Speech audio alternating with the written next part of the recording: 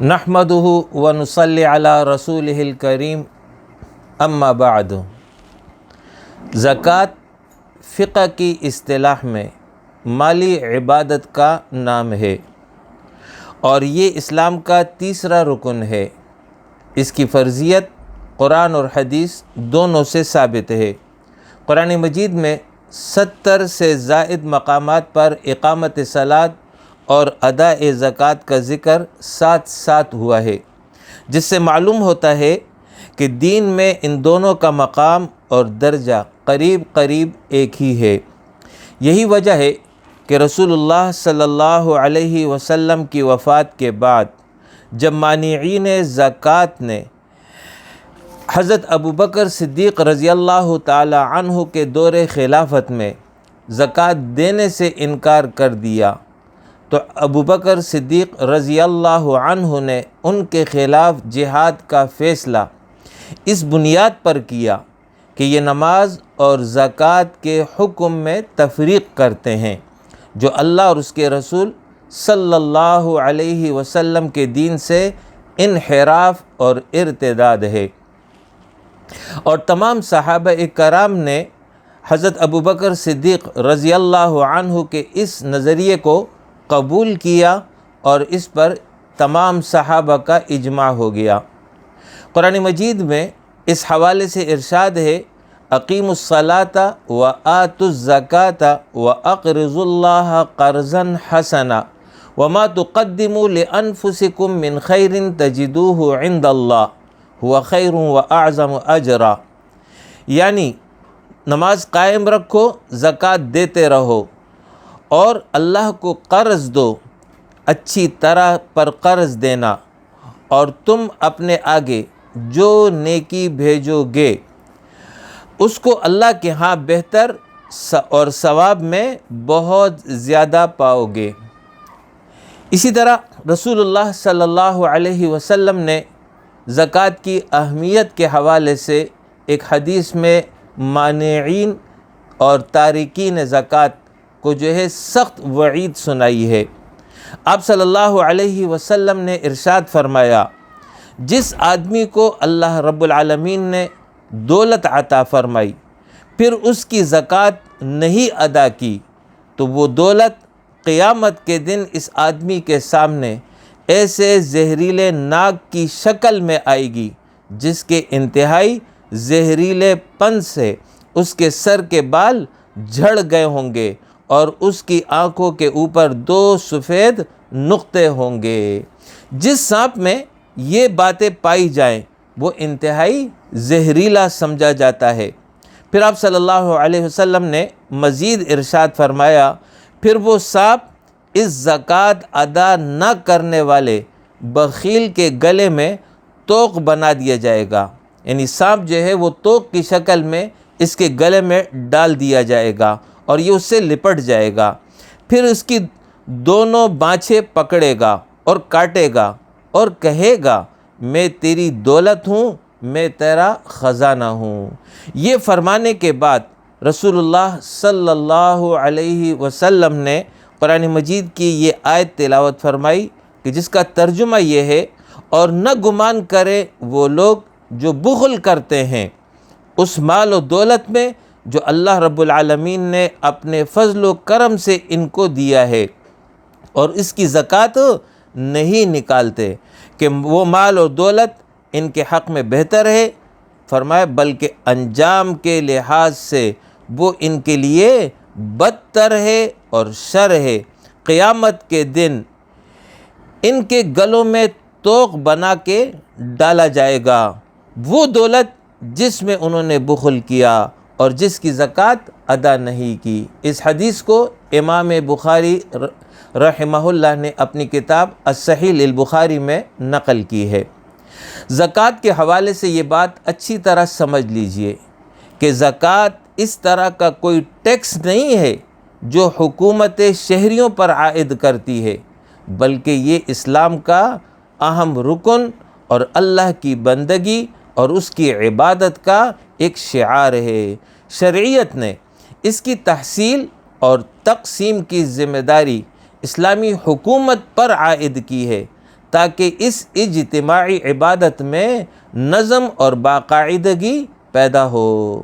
لیکن جہاں اسلامی حکومت قائم نہ ہو تو وہاں پر مسلمان یا تو اپنا بیت المال قائم کریں، یا اگر یہ بھی ممکن نہ ہو تو اپنے طور پر مستحقین پر مقررہ جو زکوٰۃ کی مدات ہیں اس میں خرچ کریں۔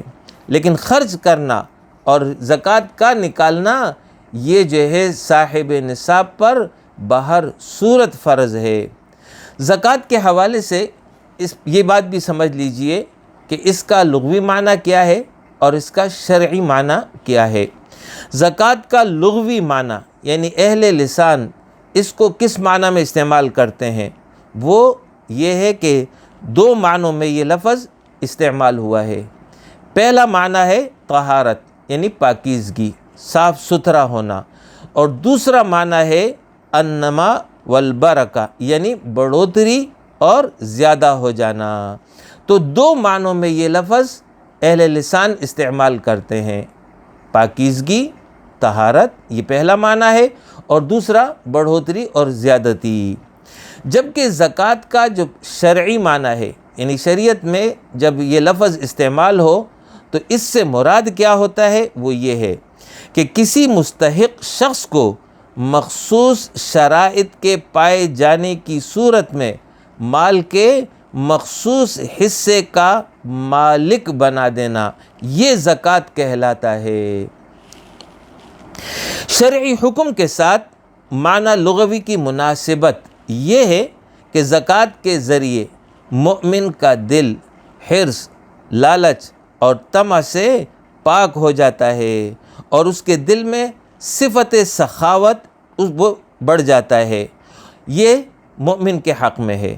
جبکہ مال کی پاکیزگی یہ ہے کہ 2.5% یہ دوسرے کا حق ہے، اگر اس کو نہیں دیتا تو اس کا سارا مال ناپاک رہے گا اور دے دینے کی صورت میں بقیہ مال پاک ہو جاتا ہے۔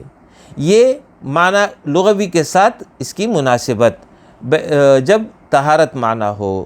جبکہ مال میں بڑھوتری یہ دوسرا معنی ہے لغوی، تو اس کی مناسبت یہ ہے کہ زکوٰۃ کے ذریعے مال میں برکت آتی ہے یعنی اضافہ ہوتا ہے، تو یہ اضافہ عملاً بھی ہو جاتا ہے اور آخرت کا فائدہ وہ تو یقینی ہے۔ نیکی جو انسان کر رہا ہوتا ہے وہ اللہ رب العالمین کے ہاں کم سے کم 10 شمار ہوتا ہے اور بڑھتے بڑھتے 700 تک پہنچ جاتا ہے، بلکہ اس سے بھی زیادہ ہو جاتا ہے۔ زکوٰۃ کے ذریعے اصلاح نفس ہوتا ہے اور یہ اجتماعی تکافل کا پروگرام ہے جو اسلام نے مسلمانوں کو دیا ہے، تاکہ مسلمان اجتماعی طور پر آپس میں ایک دوسرے کی بنیادی ضروریات کے کفیل اور ضامن ہو، مسلمانوں کی ضروریات پوری ہوتی رہیں اور مسلمان کسی اور کے محتاج نہ ہو، اور ایسی صورتحال اور پریشانی پیش نہ آئے کہ جس کی وجہ سے زندگی کا گزران مشکل بلکہ ناممکن ہو جائے۔ اسی وجہ سے اللہ رب العالمین نے اس کی ادائیگی کا حکم دیا ہے۔ زکوٰۃ کے فوائد اور ثمرات زکوٰۃ دینے والے کے حق میں اور زکوٰۃ لینے والے کے حق میں وہ میں آپ کے سامنے اب بیان کروں گا۔ زکوٰۃ دینے والے کے حق میں اس کے جو ثمرات اور فوائد ہیں وہ یہ ہے کہ نمبر 1، زکوٰۃ جو ہے بخل سے انسان کو پاک کر دیتی ہے۔ ظاہر ہے بخل وہ بیماری ہے کہ جو فرد کے لیے بھی اور معاشرے کے لیے بھی نقصان دہ ہے۔ بخیل شخص مال کی خاطر جو ہے وہ قتل اور عزت پامال کرتا ہے، دین میں خیانت کرتا ہے اور وطن کو بھی داؤ پر لگا دیتا ہے۔ دوسرا فائدہ، حب مال کی جگہ حب الہی پیدا ہوتا ہے۔ یہ قرآن مجید میں ارشاد ہے وَآتَ الْمَالَ عَلَى حُبِّهِ، یعنی وہ اپنے مال کو اللہ کی محبت کے ساتھ دیتا ہے، یعنی اس مال کی محبت کے بجائے اس کے دل میں اللہ کی محبت بڑھ جاتی ہے۔ لن تنالوا البر حتی تنفقوا مما تحبون، تم ہرگز نیکی کی انتہا تک نہیں پہنچ سکتے جب تک اپنی محبوب چیز کو خرچ نہ کر ڈالو۔ تو یہ حب مال کی جگہ حب الہی پیدا کرنے کا مؤثر ذریعہ ہے۔ تیسرا فائدہ انفاق اور خرچ کی تربیت ہوتی ہے۔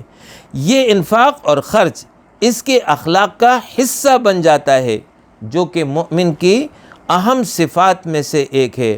قرآن مجید میں اہل ایمان کی جو صفات بیان کی گئی ہیں ان میں سے ایک صفت انفاق کی ہے، جیسے کہ ارشاد ربانی ہے وَمِمَّا رَزَقْنَاهُمْ يُنْفِقُونَ، یعنی جو مال ہم نے ان کو دیا ہے اس میں سے خرچ کرتے ہیں۔ چوتھا فائدہ اس کا یہ ہے کہ ایسا شخص دوسرے کے مال کو چوری کرنے، دھوکہ دینے اور ظلم کرنے سے محفوظ رہے گا۔ پانچواں فائدہ یہ ہے کہ ایسا شخص صفات الہیہ سے متصف ہو جاتا ہے۔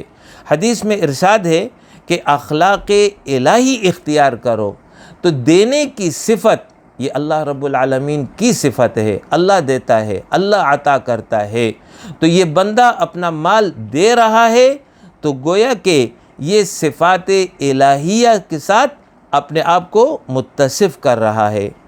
چھٹا فائدہ یہ ہے زکوٰۃ دینے والے کے نفس میں شکر کا احساس پیدا ہوتا ہے کہ اللہ تیرا شکر ہے کہ تو نے مجھے دینے والا بنایا ہے، لینے والا نہیں بنایا۔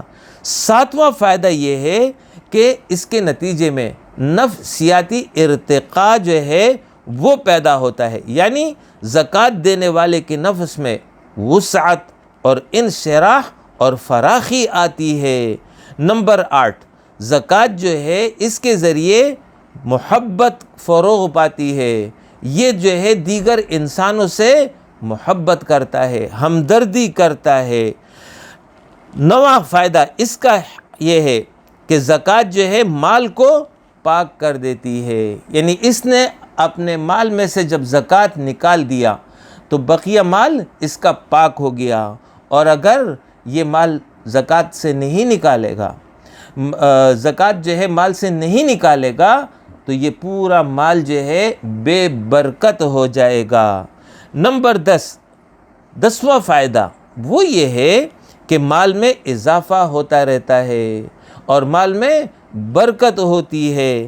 قرآن مجید میں اللہ رب العالمین نے ارشاد فرمایا یمحق اللہ الربا ویربی الصدقات، یعنی اللہ رب العالمین سود کو مٹاتا ہے اور صدقات کو بڑھاتا ہے۔ یہ وہ 10 فوائد ہیں جو زکوٰۃ دینے والے کے حق میں ظاہر ہوتے ہیں، جبکہ زکوٰۃ وصول کرنے والے کے حق میں جو فوائد ہیں وہ یہ ہیں۔ نمبر 1، حاجتوں سے نجات دلاتی ہے۔ جو ضرورت مند ہے، محتاج ہے، غریب ہے، تو اس کو جب زکوٰۃ مل جائے تو اس کی ضرورت اور حاجت جو ہے اس کے ذریعے پوری ہو جاتی ہے۔ دوسرا فائدہ یہ ہے کہ وہ زندگی میں عملاً شریک ہو جائے گا، ورنہ وہ محتاج اور فقر کی حالت میں رہ کر کے معاشرے سے کٹ کر رہے گا، وہ معاشرے کے لیے کوئی مفید انسان ثابت نہ ہوگا۔ تیسرا فائدہ اس کے حق میں یہ ہے کہ اسے حسد اور بغض سے نجات دلاتی ہے۔ اگر اس کے ساتھ تعاون نہ کیا جائے تو اس کے دل میں جلن پیدا ہوگی، حسد پیدا ہوگی ان لوگوں کے لیے جن کے پاس مال ہے۔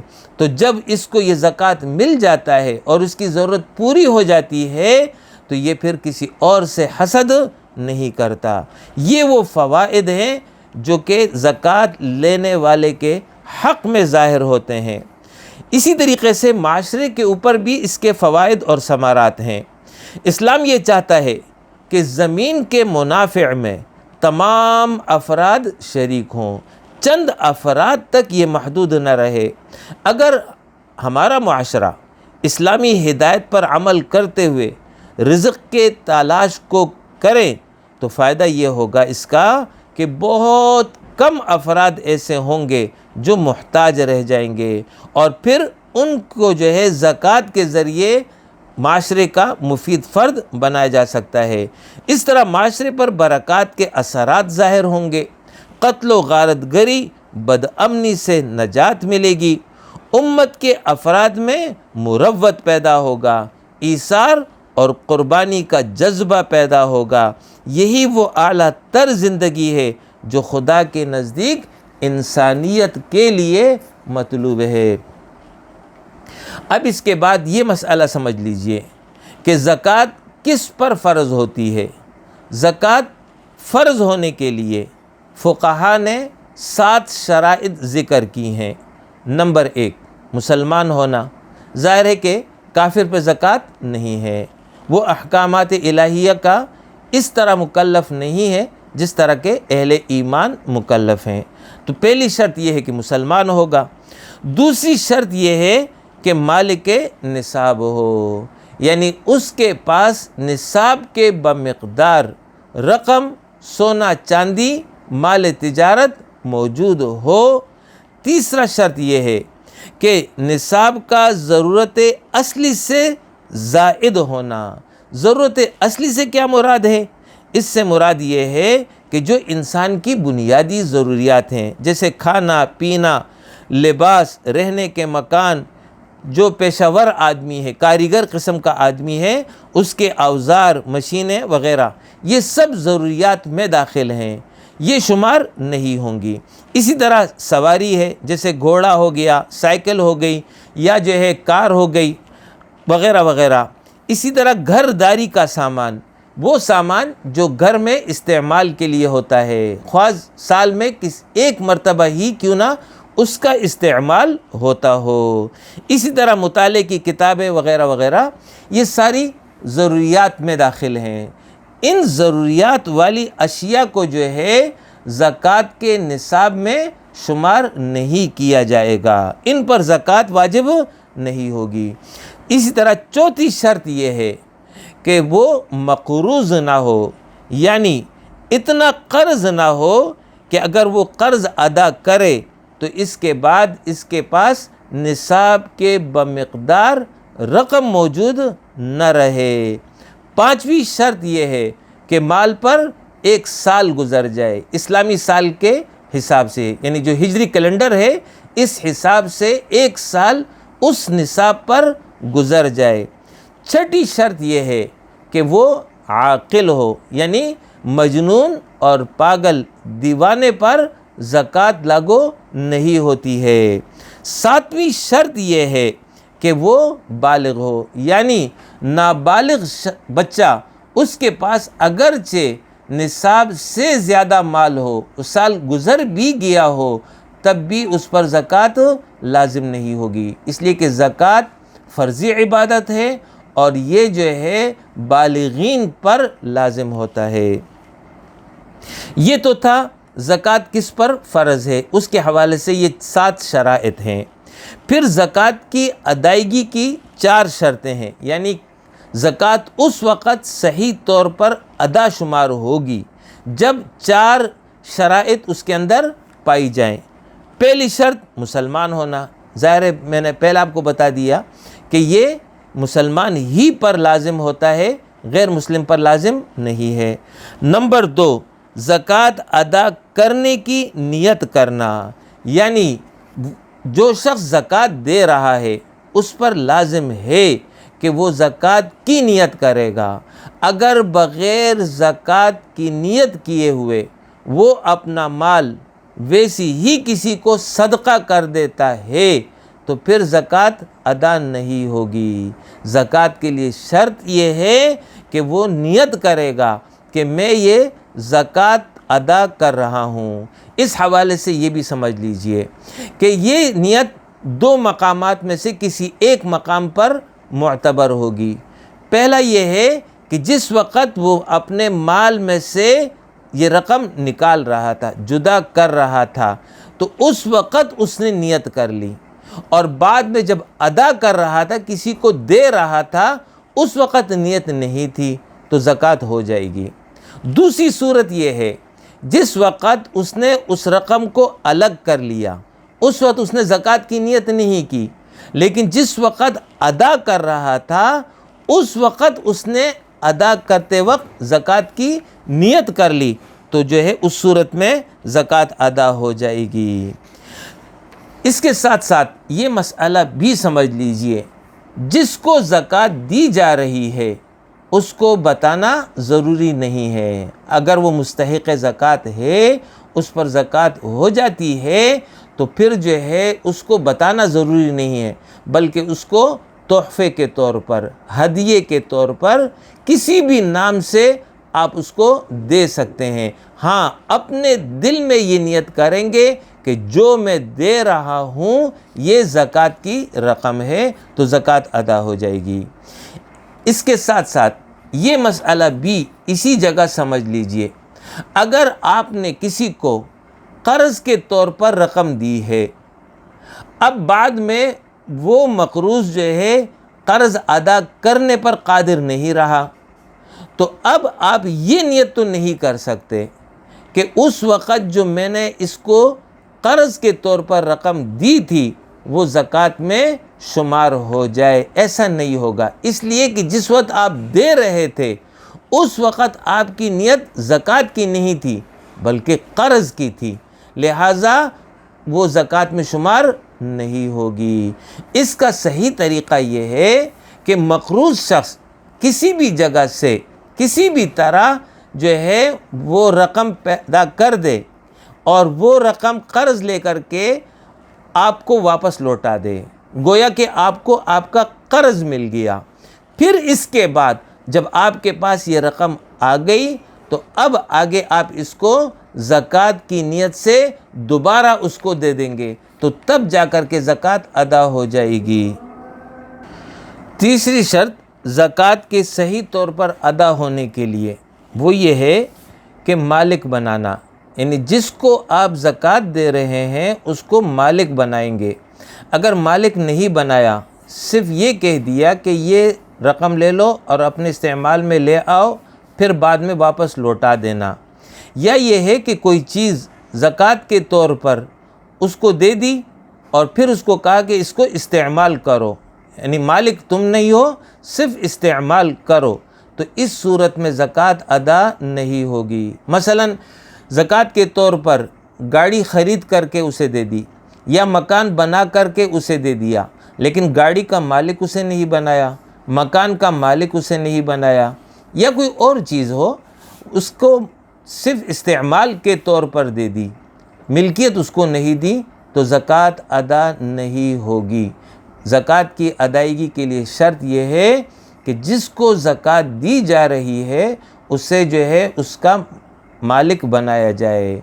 اسی طرح وہ ادارے جو تحصیل زکوٰۃ کا کام کرتے ہیں، یعنی لوگوں سے زکوٰۃ وصول کرتے ہیں، تو وہ چونکہ کفیل ہوتے ہیں، نمائندے ہوتے ہیں، وکیل ہوتے ہیں، تو ان کو رقم جب آپ دیں گے تو آپ ان کو وکیل بنائیں گے کہ ہم آپ کو وکیل بنا رہے ہیں، ہماری طرف سے اس رقم کو آگے جو زکوٰۃ کے مستحقین ہیں ان تک آپ نے پہنچانا ہے، تو تب جا کر کے زکوٰۃ صحیح ہوگی۔ چوتھی شرط یہ ہے کہ مقررہ مدوں میں خرچ کرنا۔ قرآن مجید سورہ التوبہ آیت نمبر 60، اس میں 8 مصارف کا ذکر اللہ رب العالمین نے فرمایا ہے، لہٰذا زکوٰۃ انہی 8 مصارف میں سے کسی ایک مصرف میں خرچ ہوگی، اس کے علاوہ کسی اور جگہ زکوٰۃ کی رقم نہیں لگائی جائے گی۔ اگر کسی نے لگا دی تو زکوٰۃ میں وہ شمار نہیں ہوگی، اسے دوبارہ زکوٰۃ دینا لازم ہو جائے گی۔ زکوٰۃ کا نصاب کیا ہے اور زکوٰۃ کے مدات کیا ہیں، اس حوالے سے انشاءاللہ تعالی مستقل بیان عن قریب آ جائے گا۔ اقول قولی ھذا واستغفر اللہ لی ولکم ولسائر المؤمنین وآخر دعوانا ان الحمد للہ رب العالمین۔